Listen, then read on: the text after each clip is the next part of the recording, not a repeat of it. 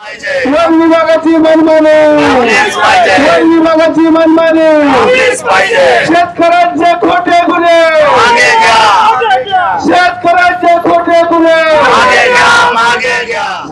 पुण्यात शिंदे गटाचे माजी आमदार शरद सोनवणे यांनी उपोषणाचं हत्यार उपसत महायुती सरकारला धारेवर धरलंय। जुन्नर तालुक्यात बिबट्याच्या हल्ल्यात मनुष्यहानी वाढली आहे। या बिबट्यांचा बंदोबस्त लावण्याऐवजी वन विभागानं सरकारी कामात अडथळा निर्माण केल्याप्रकरणी शेतकऱ्यांवर गुन्हे दाखल केलेत। वन विभागानं ही हिंमत कशी दाखवली असा खडा सवाल सोनवणे यांनी उपस्थित केलाय। हा प्रश्न उपस्थित करत त्यांनी महायुती सरकारला खर्चा आहेर दिलाय।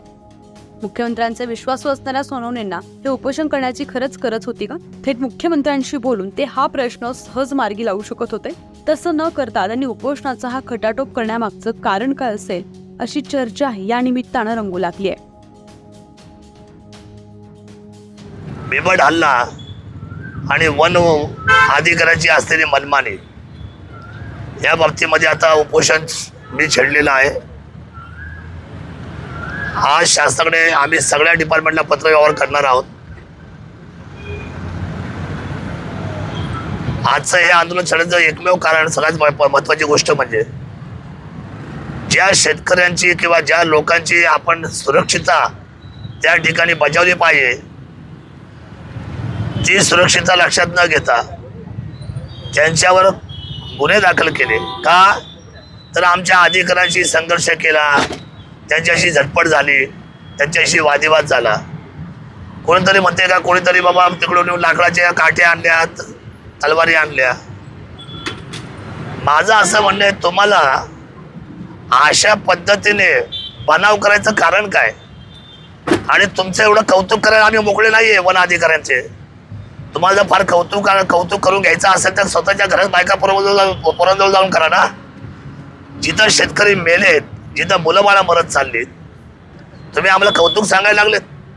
हिंमत कशी झाली वन अधिकाऱ्याची गुन्हे दाखल करायची? हिंमत बघलाय माझे पिंपरी पेंढरामध्ये हे गुन्हे दाखल झाले म्हणून ज्यावेळेस दुसऱ्या दिवशी ज्यावेळेस गाव बैठक घ्यायला लागली तर आमचे पोलीस अधिकारी आणि संबंधित वन अधिकारी एकत्र येऊन अधिकारी, तुम्ही शेतकऱ्यांना काय मूर्ख समजता काय की इथे तुम्ही आज गाव बैठक घेऊ नका, आचारसंहिता चालू आहे, नाहीतर तुम्हाला या सगळ्या गोष्टीचे परिणाम भोगावे लागतील।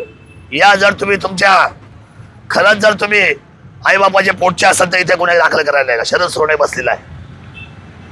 तुम्ही लोकांना घाबरायला निघालेत या भारत मातेच्या सुपुत्रांना। म्हणजे ही तुमची दादागिरी किती दिवस सहन करायची? अहो नशीब तुमच्याबरोबर नुसता संघर्ष झालाय, झटपट झाली आहे।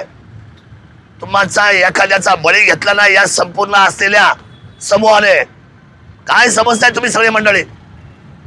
आणि हे जे सातपुते, जे गृहस्थ अमोल सातपुते नुसते इन करून फिरतात, त्यांना थोडी सुद्धा शरम वाटू नये?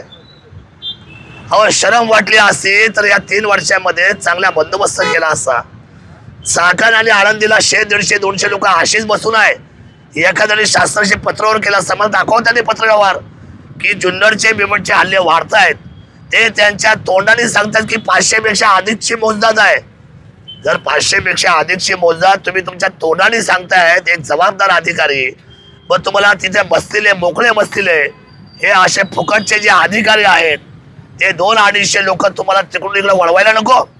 जे तिथं माशा मारत बसले, चाकणला, आळंदीला, मनसरला, खेडला माशा मारत बसले, तो अक्षरशः फुकटचे पगार खात आहेत सगळे।